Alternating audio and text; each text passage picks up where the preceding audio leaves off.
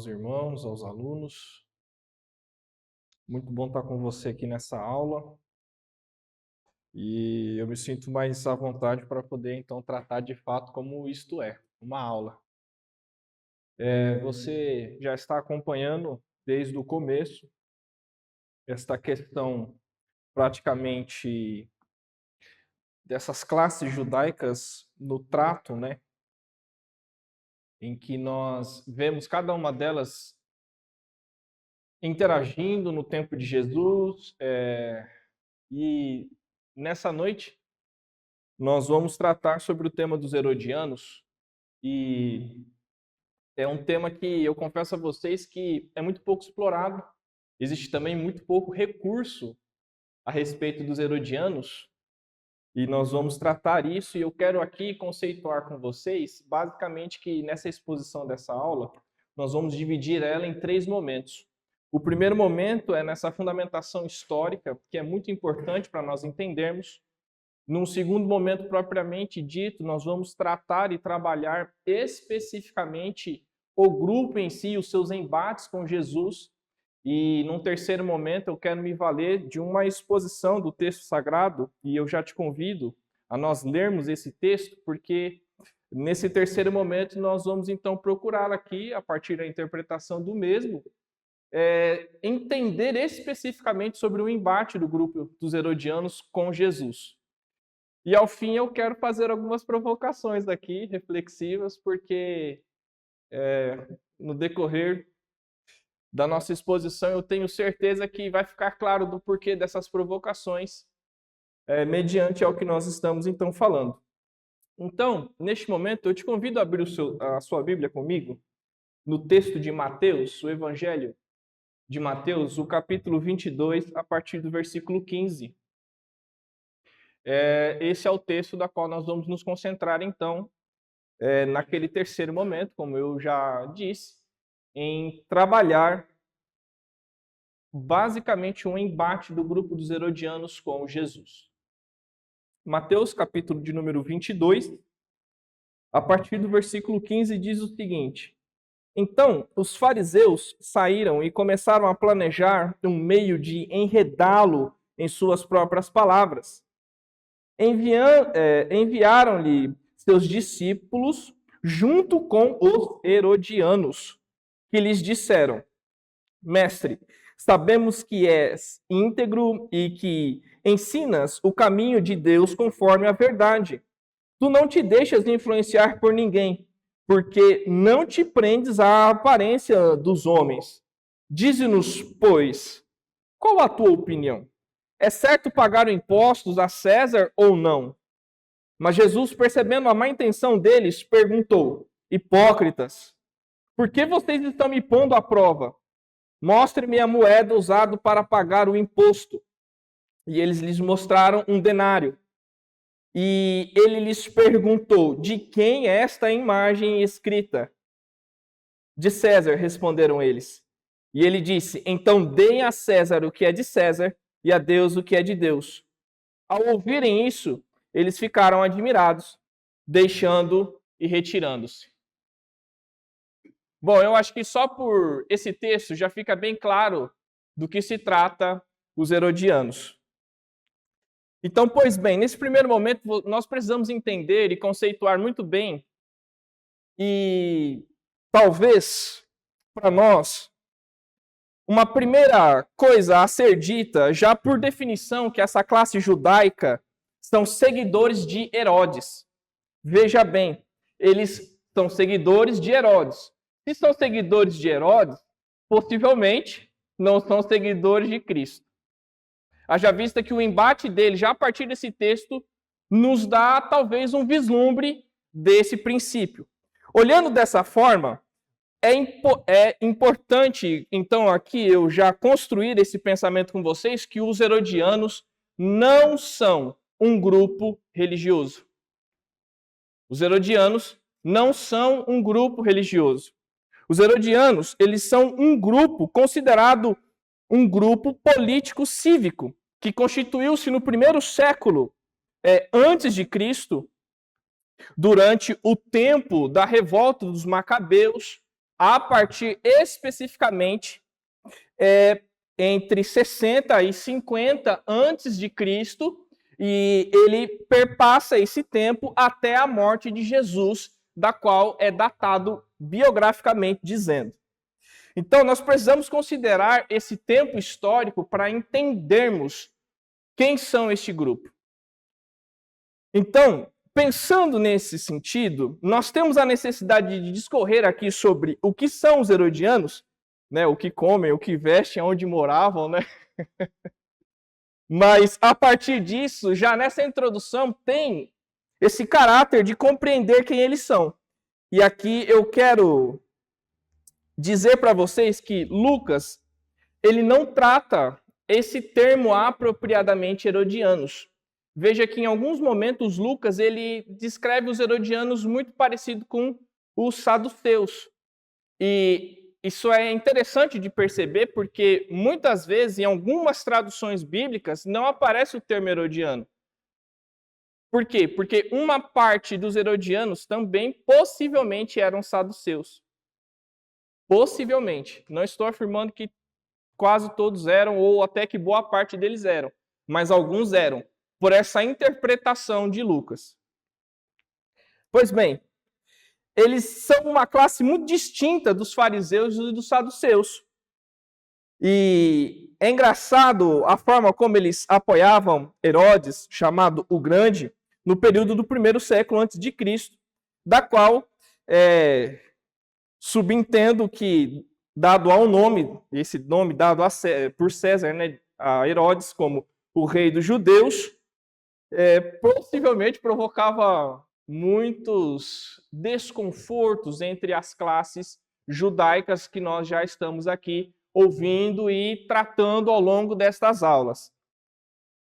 Sendo assim, a gente precisa enxergá-los de fato, então, e eu quero reafirmar isso já nessa introdução, como um grupo político que perpetuava, que apoiavam a perpetuação de Herodes e toda a sua dinastia na Judéia durante o 1º século antes de Cristo até o 1º século depois de Cristo. E então, como eu já disse a vocês, nós vamos trabalhar aqui então, neste primeiro momento, as origens. Veja, Herodes o Grande, ele é filho de um homem chamado Antípatre. Antípatre, ele era um idumeu. Como você ouviu ontem, os idumeus eram um povo de descendência dos edonitas. E você conhece muito bem no Antigo Testamento que os edonitas, o termo por si só já fala vermelho, logo Esaú. Eles são diretamente uma descendência ligado à descendência de Esaú. Basicamente, eles começam a morar numa região próxima à Judéia, nesse tempo pós-exílio, e aí então a volta do cativeiro, e durante o período de reconstrução, que nós bem o sabemos a partir do texto que nós temos bíblico de Neemias, eles moram então ao entorno e durante o tempo eles são basicamente adotados, eu vou usar essa nomenclatura para ficar um pouco mais fácil, como um povo de classe judaica, porque eles estavam morando ao redor da Judéia, mas eles não eram um povo muito grande para assim então fazer uma guerra que fizessem eles serem o povo que então dominasse aquele local.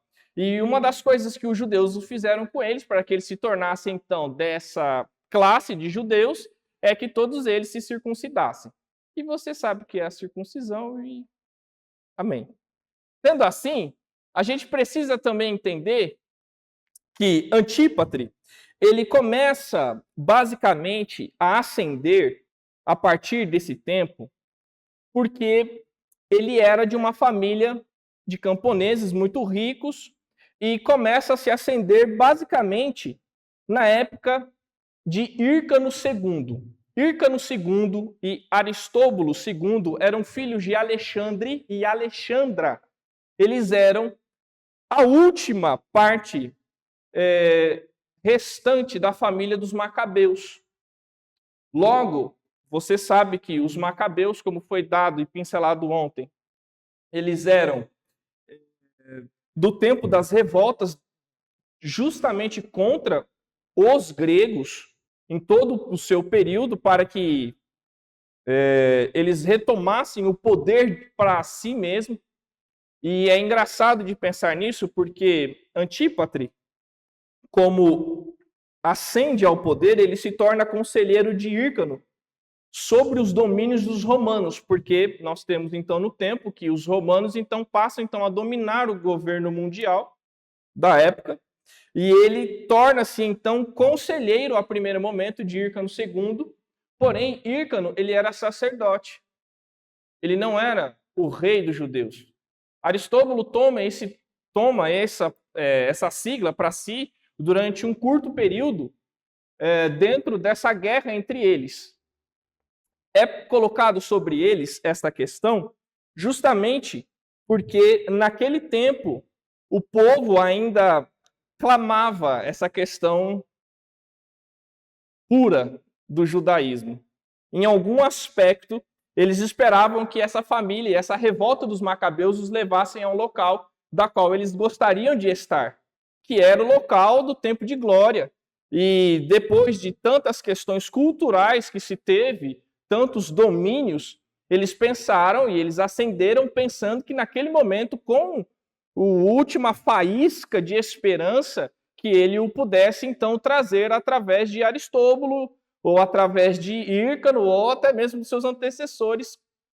Mas os antecessores, como naquele momento já perceberam, não era possível. Sendo assim, ele começa, depois de um tempo, Aristóbulo, ele perde esse título porque ele começa a fazer coisas muito ruins, ele era alguém muito instável, e ele perde esse reinado dele e passa então Hírcano II não só a ser sacerdote, mas também o rei dos judeus. Porém, Antípatre, ele era alguém muito sagaz, ele era alguém muito inteligente, muito manipulador, e ele viu na figura de Hírcano essa possibilidade de manipulação e trato. Então, ele não precisava ser o rei, ele não precisava ser nada, ele só precisava dominar Hírcano. Então, ele basicamente faz isso. Como? Colocando Hírcano contra Aristóbulo. Engraçado, né? Um de fora coloca o irmão contra outro irmão. É de se pensar, né? E é engraçado que, não oficialmente, depois que Hírcano acontece isso, Hírcano, então, coloca ele como um título não oficial entre alguns historiadores, mas outros historiadores dão esse título, dizendo a ele como, de fato, então, o governador do país, desde a ocupação romana, no ano de 63 até 65, que é o tempo em que ele, de fato, então, ocupa. Antípatre, ele casa-se com Cipros, que é uma mulher de origem árabe. E desse casamento nascem 5 filhos. O mais velho, Fazael, que no tempo dele, enquanto governador, Fazael se torna um dos prefeitos militares da Judéia. Herodes, a qual nós conhecemos como o Grande. José, Feroras e Salomé. Antípatre era de uma família de muita influência e ele ascende basicamente após a morte de Alexandra, porque até o tempo de Alexandra viva, ela que também não era nenhuma mulher fácil de se lidar, manipulava muito os seus filhos contra a questão da luta e da causa propriamente da qual os macabeus se tinham, mas ela era completamente opositora desse povo. E especificamente também não se dava muito bem com Antípatre e todos os idumeus. Logo, ela não gostava dos dois e fazia então esse jogo de manipulação para que ninguém tivesse junto ou que ninguém concordasse em nada. E a partir disso, Antípatre vai nutrindo um sentimento que posteriormente é um sentimento que Herodes herda. Por quê? Ele acende esse sentimento por conta da descendência rasmodiana que é a descendência basicamente dos Macabeus, em Alexandre e Alexandre, e possivelmente e também os seus filhos Aristóbulo e Hírcano, o povo judeu como um todo viam neles a única possibilidade, como você já me ouviu dizer aqui há um tempo atrás, de serem basicamente esses reis que governassem a Judéia e tivessem algo. Mas, a partir dessa descendência direta de Matatias e de Judas Macabeus, Antípatre via não com bons olhos isso, porque ele não estava preocupado com a causa em si, mas ele estava preocupado com a sua própria causa. E então ele começa, e depois da morte de Alexandra, ele tem total condições de manipular Hírcano, e então ele começa a ascender ao poder. E é importante aqui ressaltar que durante esse tempo de ocupação, numa grande oportunidade, principalmente durante a guerra entre Roma e o Egito, que é chamada a Guerra Alexandrina entre César e Ptolomeu, se não me engano, Ptolomeu IV, com a ajuda dos egípcios e de Antípatre, César sai vitorioso. Então, a partir desse momento, Antípatre ele começa a ascender muito mais rápido do que ele imaginava. Óbvio, Hírcano ajuda a César a sair com vitória nessa luta. Porém, Antípatre ele luta tão ferozmente nessa luta e ele coloca diante dessa guerra até a sua própria vida, a ponto de quase morrer. Então ele ascende a César e César vê nele essa posição de tipo alguém que realmente poderia ajudá-lo. Então ele concede a ele o título de cidadão romano. Concede a eles esse título de cidadão romano e aos seus filhos, Fazael e principalmente a Herodes, o título de cidadão romano.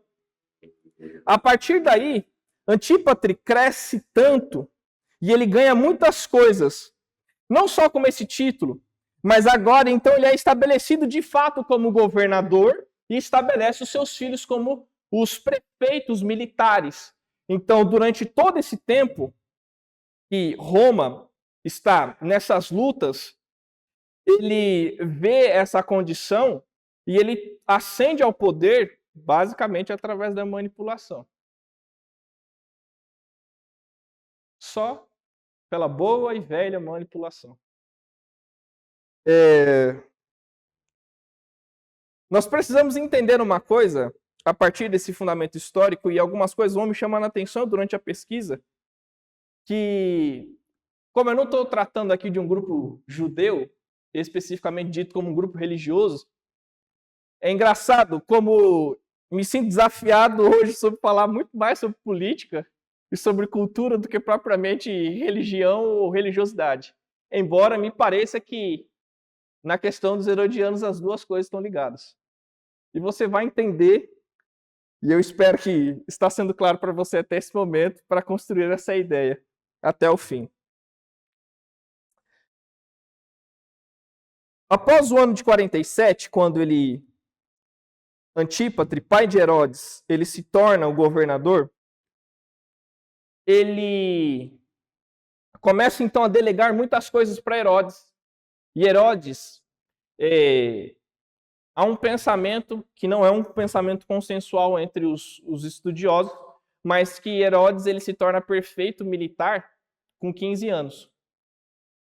E ele ascende ao poder, ele ascende ao trono como governador da Judéia a partir dos seus 25 anos de idade.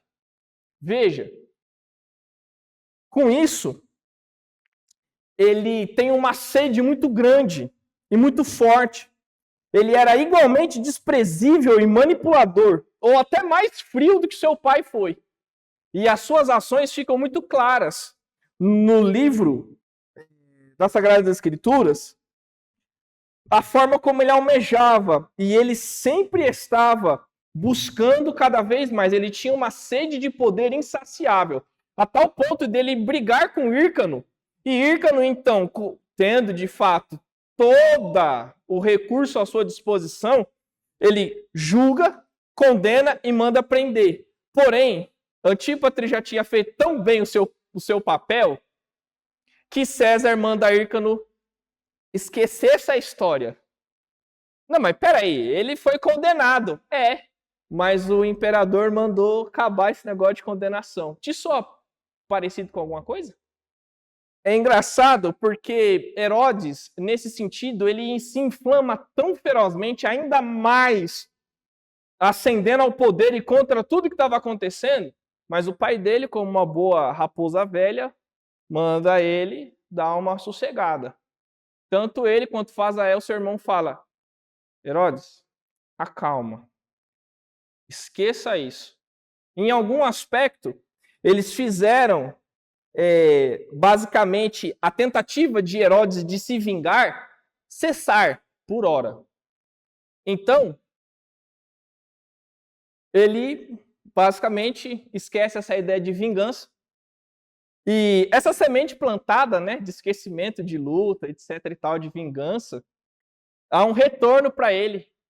Que o próprio Hyrcano, antes de passar totalmente esse processo para Herodes, é ele quem estabelece Herodes como governador da Judéia. Ou seja, o mesmo homem que mandou prender, julgar, depois estava constituindo o cara como governador. Te parece parecido com alguma coisa? É engraçado que, dentro desse princípio, com o consentimento de Antônio, porque César então morre, e a República, né, Democrática de Roma não se torna mais República Democrática, passa a ser Império, justamente com Antônio. E Antônio, como um bom imperador, faz aquilo que quer, né? Sendo assim, ele estabelece o poderio de Herodes a partir desse momento. E Marco Antônio, vendo o que Herodes recorrentemente fazia, e os seus feitos e tudo aquilo que ele estava fazendo para o povo, a questão do templo, Herodes vai lá, constrói o templo, e daquela forma bem gloriosa, bem pomposa, e dá aquela estrutura diferenciada, porque os macabeus, através de muitas lutas, conseguiram principalmente uma das coisas: a liberdade religiosa e a reconstituição do templo. E, por fim, conseguiram que eles pagassem menos impostos. Então, o povo judeu se sentia muito livre. Então, ele tinha na mentalidade isso dos macabeus. Mas Herodes, ele perpetua esse pensamento. Ele era alguém, nesse sentido, muito político. Então, ele estruturava toda a organização e todo o pensamento do momento, do período, de forma muito sagaz. Sendo assim, a partir disso, Antônio dá a nomenclatura para ele, rei dos judeus. E aí você imagina, né, como é que fica os saduceus, como é que fica os fariseus, quando alguém que não é da sua classe recebe o nome de rei deles. Haja vista que eles também, em algum aspecto, esperavam a vinda do Messias, mas que Messias era esse? Me parece que, dentro desse princípio, Herodes fica tão cheio de si, e aí entra um ponto muito crucial, que talvez seja os primeiros textos que nós vemos nas Sagradas Escrituras, que são os capítulos 1 e 2 de Mateus, aonde vai lá 3 reis cutucar o tal do Herodes, dizendo que o Messias iria nascer. E você sabe bem o que Herodes manda fazer, né? A matança de todas as crianças judias.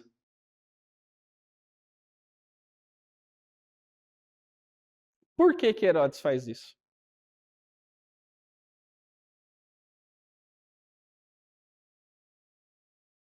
Acho que já fica bem claro até aqui, né? Já fica bem claro até aqui o que nós estamos construindo nessa aula do porquê Herodes manda matar todas as crianças. Às vezes a gente tem uma questão muito mística sobre o sentido do Messias, e de fato o texto nos dá essa referência, mas vamos começar a olhar um pouquinho mais para fora e veja o que este homem estava fazendo. Herodes, depois que ele ascende ao poder, ele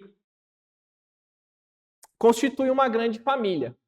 Como um bom governador da época, né, como um bom aspirante a imperador, ele constituiu-se de 5 mulheres. E com essas 5 mulheres, ele teve 15 filhos. Mas, veja, ele teve esses 15 filhos, mas os que ganham destaque ao longo da história, e aí nós estamos falando fora da Bíblia, Flávio Joséfo e outros historiadores nos dão esse panorama de 8, mas apenas 4 deles ganham destaque nas Sagradas Escrituras. E nesse princípio, eu quero compartilhar com vocês aqui a imagem da árvore genealógica, para talvez então facilitar aqui a compreensão com vocês. Então, percebam uma coisa, é importante. Os judeus repetem muito nomes, viu? Principalmente naquela época. Então, é o Antípater I, Antípater II, e Cipros, a sua esposa, Fazael, Herodes, o grande, que nós lemos em Mateus, capítulo 2, Lucas 1, José, Feroras e Salomé. Da descendência de Herodes, o Herodes ele constitui-se, como eu disse para vocês, de 5 esposas. A primeira é Dóris. E da Dóris nasce Antípater. E aqui não é o terceiro, é só Antípater, porque meu filho eu faço o que eu quiser. Basicamente é isso como eles faziam naquela época. Ele casou com 2 mulheres chamadas Mariane. Esta primeira Mariane é filha de Hírcano II. Ou seja, Mariane I é de descendência rasmodiana. E com Mariane, ele tem 4 filhos: Alexandre, Aristóbulo, Salímpio e Cipros. Guarda essa informação. Depois, ele casa com uma segunda Mariane, e essa não é de descendência judaica, essa é de procedência árabe. E dela nasce Herodes Filipe, que é o primeiro marido de Herodias, e nós o descobrimos a partir do texto de Mateus 14:3. É importante perceber uma coisa. Às vezes a gente lê a Bíblia e fala assim, Herodes, Herodes, Herodes, e passa capítulo 1, passa capítulo 28, e passa o outro livro, e você fala, rapaz, esse Herodes é infinito, não morre mais. Não, ele morreu. Ele morreu logo no capítulo 2. Pouco tempo depois do capítulo 2. É óbvio que eu estou colocando capítulo 2 aqui, porque a forma como nós construímos aqui a Bíblia para o nosso tempo está dividida em capítulos, versículos, mas a ordem cronológica vocês sabem que é diferente. Depois ele casa com Cleópatra de Jerusalém. E com ele ela tem o também Filipe, só que esse é o tetrarca da Itureia, Traconites e outras regiões. Isso está descrito em Lucas 3, versículo 1. E junto com Maltace, que é a sua 5ª esposa, ele tem o Herodes Arquelau e o Herodes Antipas. Então vamos lá. Ele teve 5 esposas e durante os textos bíblicos, durante a infância de Jesus, Herodes o Grande, ok? Tudo bem até aqui, irmãos? Herodes o Grande. O retorno, Herodes Arquelau. Discussão entre Jesus para a crucifixão, Herodes Antipas. Ok? Tudo bem até aqui? Nessa, Antipas, ele ganha também uma parte, tetrarca, ou seja, o reino dividido em 4, tetra. 4. Ou seja, então, Herodes Filipe ganha uma parte, O outro Filipe também ganha uma parte, Arquelau e Antipas. Mas no fim, só 3 aparecem na Bíblia.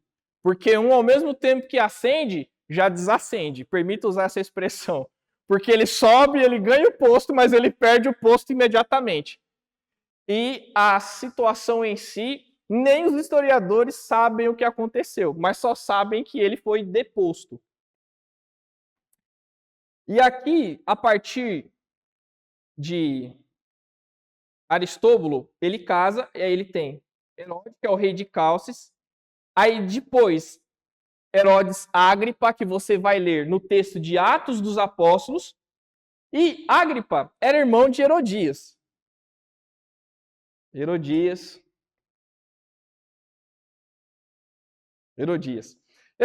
ela casa com Filipe. Se você está entendendo bem o negócio aqui, a sobrinha casou com o tio. Outra prática muito comum da época, de imperadores e oligarcas.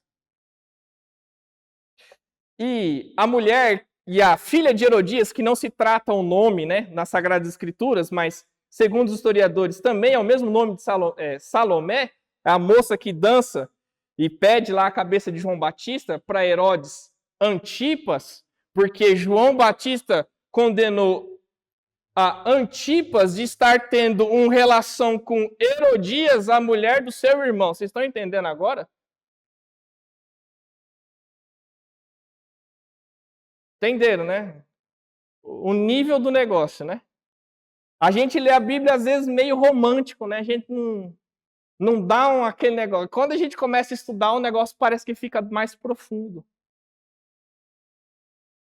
Vocês estão entendendo aqui que um homem de Deus perdeu a cabeça porque ele estava acusando uma coisa que era a coisa mais podre que poderia existir na face da terra? A coisa mais podre ele estava acusando aqui. E essa classe judaica batia palma para tudo isso aqui.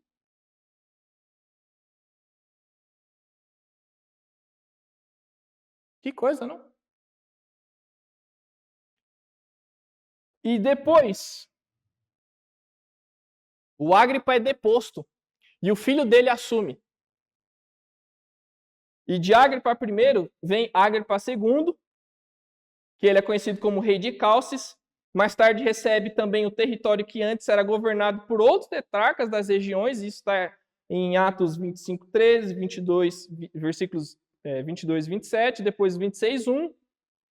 E depois tem Mariana III, Drúxila, que é a esposa de Félix, e Berenice, que também aparece. E essa é a árvore genealógica de Antípatre e Herodes.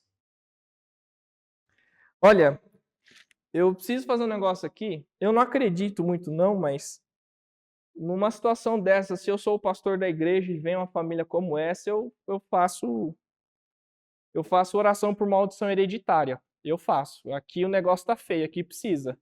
Eu não sou muito partidário não, mas aqui precisa. Jesus amado. Jesus amado. Óbvio que, brincadeiras à parte, você acha que a situação tá ruim, né? Eu vou piorar. O Herodes, eu acho que eu posso até deixar aqui por hora, porque vai fazer sentido. O Herodes, durante então o tempo dele como governador, ele um belo dia, permita usar essa expressão, ele acordou e falou assim, vou mandar matar a Dóris. E mata a Dóris. Dóris é assassinada. Antípater, o filho dele, ele era alguém de perfil muito parecido com o pai. Ele coloca o Herodes, ele começa a inflamar no coração de Herodes que Alexandre e Aristóbulo queriam tomar o lugar dele. E o povo judeu, inclusive as outras classes, eram mais simpatizantes de Alexandre e de Aristóbulo, justamente por eles serem de linhagem rasmodiana, e porque eles eram mais tranquilos e mais sossegados aparentemente, do que era Herodes. Então Herodes, com medo de que os filhos ascendessem ao poder, manda matar os dois. E manda matar a Mariane primeira também. Aí depois, não contente o Antípatre, ele que eliminou os principais concorrentes, ele, próximo da morte de Herodes, ele faz uma trama para tentar tomar o poder no lugar do pai. Herodes descobre, manda prender e depois manda matar Antípatre.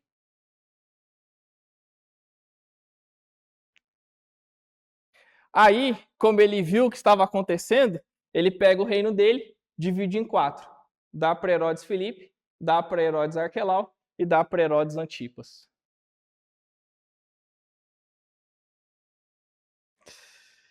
E é engraçado porque, a partir desse momento,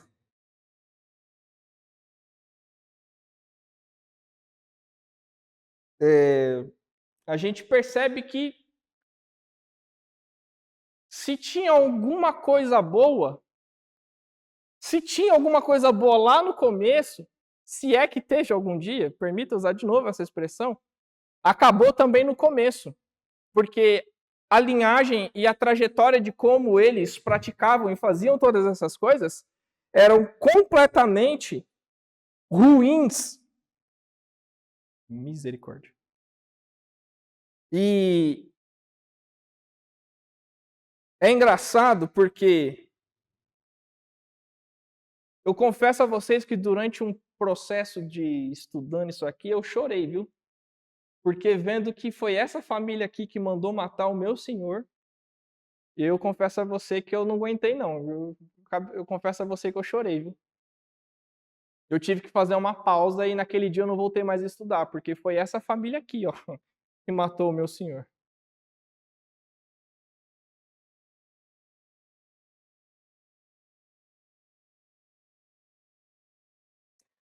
Mas seguindo aqui com você, quem foram eles após então a morte de Herodes?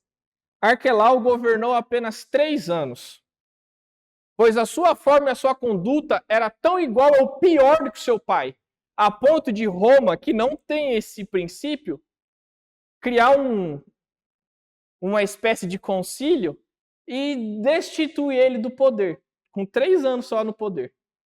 E esse cargo vai para prefeitos romanos, e um desses prefeitos mais à frente, que você bem o conhece, é Pôncio Pilatos, um romano. E ele vem para liderar a Judéia no lugar de Arquelau. Ou seja, se Arquelau tivesse sido mais ou menos como o pai, seria ele, possivelmente, o homem que receberia Jesus naquele diálogo que foi com Pôncio Pilatos. Uma curiosidade aqui, mas que de curiosidade não tem nada. Ele é estabelecido, como eu disse a vocês, em Judéia e Samaria, e mais tarde deposto e ocupado por Pôncio Pilatos. Quero reforçar essa ideia com vocês. O segundo é Antipas, que ele fica na região da Galileia e da Pérea. Assim como Filipe ficou com a região nordeste da Palestina. Então, basicamente, você imagina o território geográfico. Eles dividiram no meio, essa parte ficou com Arquelau, a parte da direita ficou com Antipas e o entorno ficou com Filipe. Filipe é deposto e Arquelau também. Logo, fica com Antipas. O reino vai ser novamente unificado nesse princípio de governo com Ágripa.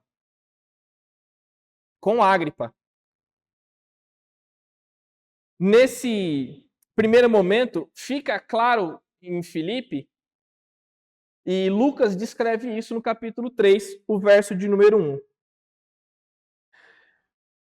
Todo o período do ministério de Jesus, até o seu martírio, os Herodes citados em Mateus, Marcos, Lucas, é Herodes Antipas. Esse mesmo que manda decapitar a cabeça de João Batista a pedido da filha de Herodias. a esposa de seu irmão Filipe, que foi o primeiro marido de Herodias. Herodias se divorcia do Filipe porque não só tinha relação com Antipas, mas é porque o Filipe perdeu o poder. Então, como o Filipe perde o poder e ele é convidado a se exilar, Herodias, então, ascende ao poder, porque, como uma boa Herodes, ela quer poder, ela quer tudo à sua disposição. O problema é que depois, tanto ela quanto Antipas também são depostos e convidados a se retirar de Jerusalém. Se é que você me entende com essa expressão, convidados a se retirar. Antipas é disposto do seu cargo e é basicamente expulso. Ela perde o poder, perde todos os privilégios. E ela fica completamente irritada porque ela perde justamente por irmão dela todos os privilégios dela.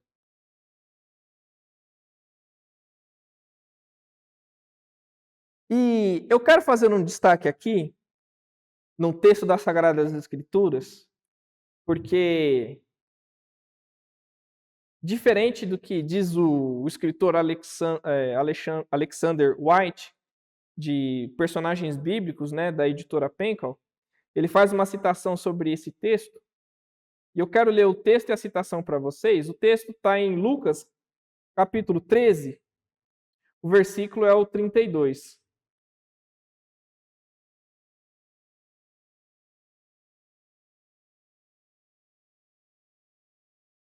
Lucas 13, versículo 32 diz o seguinte: ele respondeu: vão dizer àquela raposa, expulsarei os demônios e curarei o povo hoje e amanhã, e no terceiro dia estarei pronto. Jesus está se referindo aqui à raposa Herodes Antipas. O sentido de raposa aqui que você precisa entender é alguém que tenta manipular e lutar contra aquilo que é verdadeiro. Então, nesse sentido, o Alexander White, da qual eu discordo, ele faz a seguinte citação: Jesus Cristo, o próprio ditador da verdade, chamou Herodes de raposa não para condená-lo, mas era para consertá-lo para sempre. A raposa que ele era, para, se possível, desviá-lo de todas as suas astúcias e todas as suas concupiscências e todas as suas mentiras, para torná-lo ainda um filho de Deus, herdeiro da vida eterna.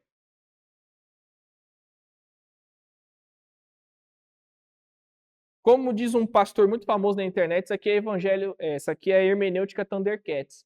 O cara tem que ir muito no fundo do texto para descobrir umas coisas dessa. Esse é o famoso hermenêutica Thundercats. Porque, ao que me parece, o sentido de raposa não tem nada a ver com isso. Nada a ver com isso. O sentido de Jesus aqui está colocando é exatamente este. Ele está se opondo àquilo que é verdadeiro, aquilo que é justo, aquilo que é correto. Olha, eu não discordo do ponto em que talvez Jesus tinha uma preocupação de que até Herodes Antipas se salvasse. Isso eu não duvido em nenhum aspecto. Não duvido em nenhum aspecto. Mas fica bem limitado, fica bem complicado fazermos esta conjectura. E então, a partir desse momento, eu quero avançar com vocês aqui para a questão dos herodianos. Os herodianos, como eu já afirmei aqui a vocês, e aqui eu vou ser um pouco mais rápido, eles não são uma classe religiosa. Eu quero deixar isso muito bem enfatizado, que eles não são uma classe religiosa. Eles são um grupo político e partidaristas de causas pessoais. A causa pessoal daquilo que lhes convinham e principalmente para a perpetuação da dinastia herodiana. Então, um judeu imaginava que este povo, esta família, era melhor do que o Messias. Eles eram aristocratas, ou seja, o que é um aristocrata? Basicamente, vassalos disso aqui. Vassalos disso aqui. Basicamente, eles se beneficiavam dos regimes dos herodianos. Os herodianos eles se beneficiavam desse regime. E por isso, eles até tiravam para si algumas coisas. E uma das coisas que eles também não queriam era ser governados diretamente por Roma. Mas uma coisa que eles também não queriam era serem governados por fariseus ou saduceus.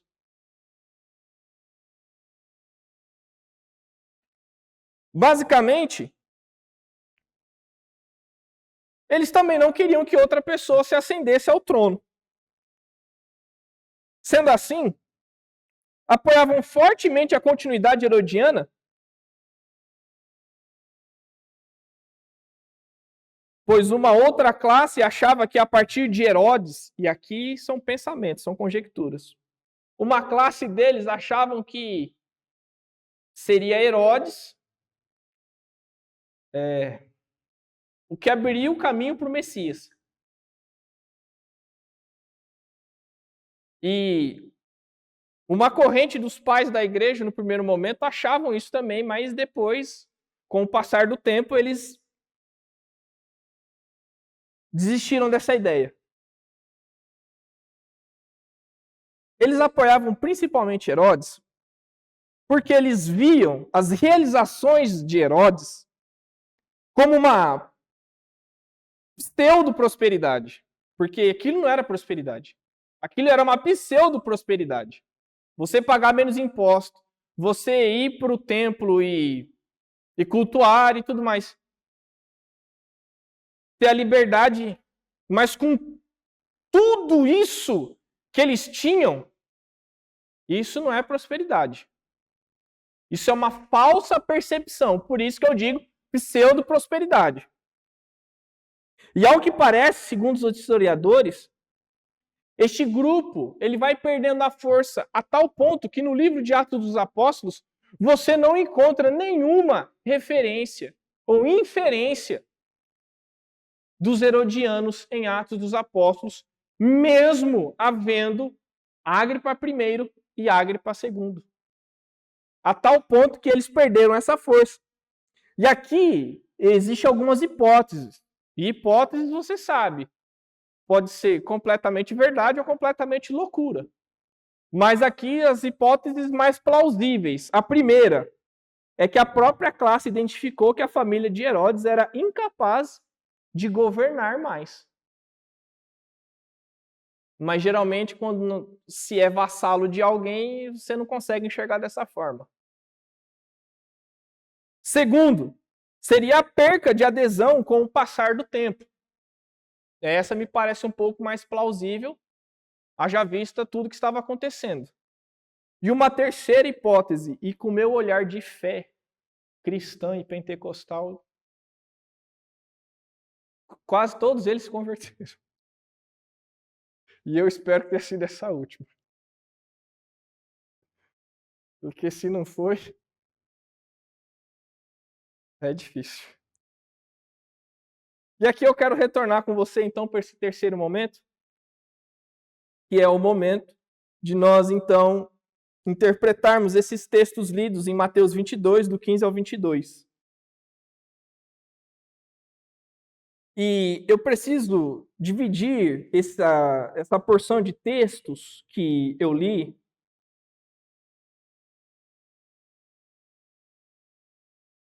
em pequenas outras porções. O versículo 15 diz o seguinte: Então os fariseus saíram e começaram a planejar um meio de enredá-lo em suas próprias palavras. Veja, isto é uma trama e uma tentativa de pegar Jesus. Isso aqui está claro no texto. Isso aqui estava acontecendo, que era um fato recorrente dos fariseus, era um fato recorrente dos saduceus, e também um fato recorrente das outras classes, a tentativa recorrente de pegar Jesus em alguma mentira, para dizer que ele era, vou usar a expressão de ontem, herege. Ou que ele era mentiroso, ou que ele não era verdadeiro. E nós sabemos, biblicamente, que todas essas tentativas foram frustradas. Mas fica claro também que eles sabiam, eles tinham ciência de quem Jesus era, mas eles preferiram não dar crédito. Em todo o tempo dos seus embates, eles sabiam da verdade, mas eles preferiram não dar crédito. E os herodianos, ainda mais, pelo que eles haviam conseguido com Herodes, em relação ao que eles poderiam ter com Jesus. E aí, o versículo 16 e 17 acontece um questionamento sobre o que é correto. Enviaram-lhe seus discípulos junto com ele os herodianos que lhes disseram. Aqui começa a hipocrisia. Mestre, sabemos que és íntegro e que ensinas o caminho de Deus conforme a verdade. Tu não te deixas influenciar por ninguém, porque não te prendes à aparência dos homens. Dize-nos, pois, qual a tua opinião? É correto pagar impostos a César ou não? Isso aqui é basicamente a hipocrisia que o próprio Jesus então condena no versículo subsequente. Mas esse desafio que eles estavam colocando sobre Jesus é sobre o texto de Deuteronômio 17, versículo 15. Vamos ler lá? Deuteronômio 17, versículo 15.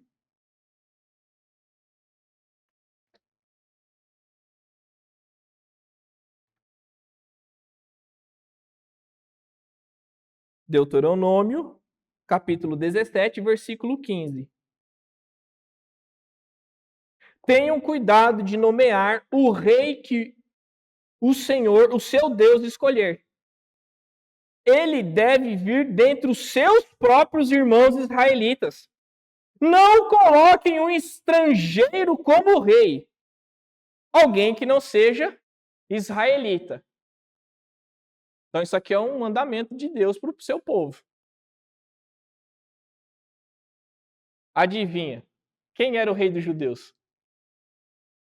Um não-judeu. E quem dominava tudo? Um não-judeu ainda maior. E o que eles fazem nessa tentativa? E aqui é essa a provocação dos embates com Jesus. Estou construindo para você aqui um embate com Jesus. Eles estão perguntando para Jesus o que é correto. Se é correto pagar imposto, eles enquanto judeu, para alguém que não é judeu. Mas isso nem é o principal. O que eles estão dizendo aqui, o que é correto? Se é dizer que este homem é nosso rei, ou se a gente pode, então, causar essa revolta e possivelmente, então, colocar fora desse reinado e estabelecer um rei que é nosso para nos governar. Isso é da parte dos fariseus. E da parte dos herodianos que vão perguntar o que é correto?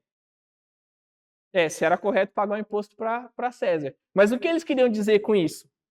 Não. Nós devemos ou não devemos ser homens responsáveis naquilo que nós assumimos como palavras diante desse império que é colocado? Jesus está olhando essa briga, Jesus está olhando essa condição e observa o por trás, que é exatamente a intenção do coração, porque só Jesus sonda realmente a intenção dos nossos corações. E a questão não é sobre o correto em si, sobre o que é correto, se é como os fariseus pensavam ou se era como os herodianos queriam. Mas já que estavam levantando uma questão sobre o que é correto, eu levanto para vocês aqui uma questão sobre o que é correto. A que custo isso está sendo gerado?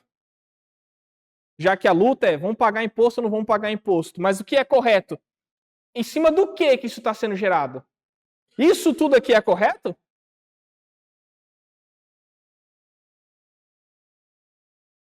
E do versículo 18 ao versículo 22, Jesus, então, dá uma resposta clara e contundente aos envolvidos.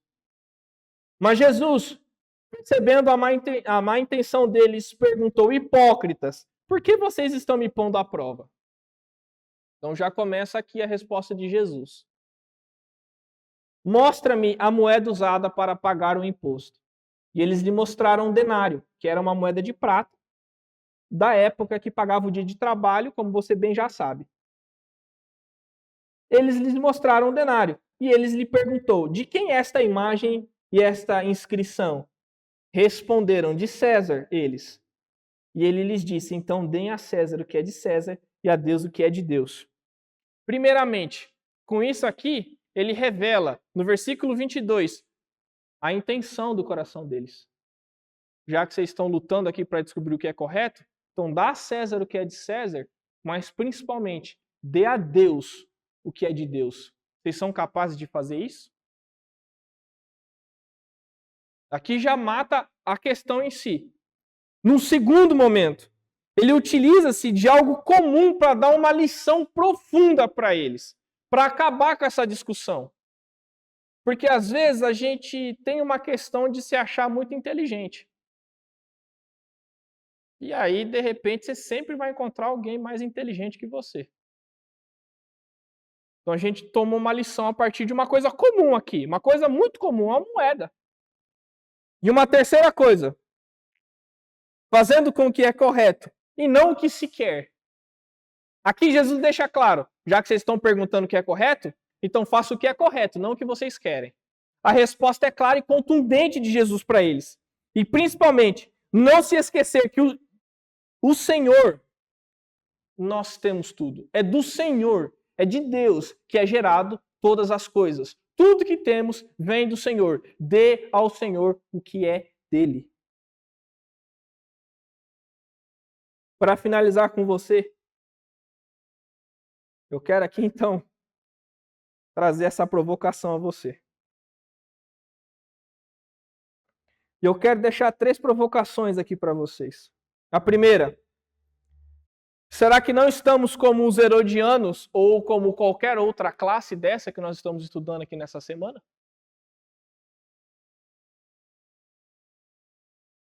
Segunda provocação, será que a sua esperança não está demasiada no Pai dos pobres? Ou você está esperando o retorno do Messias que não é o Messias?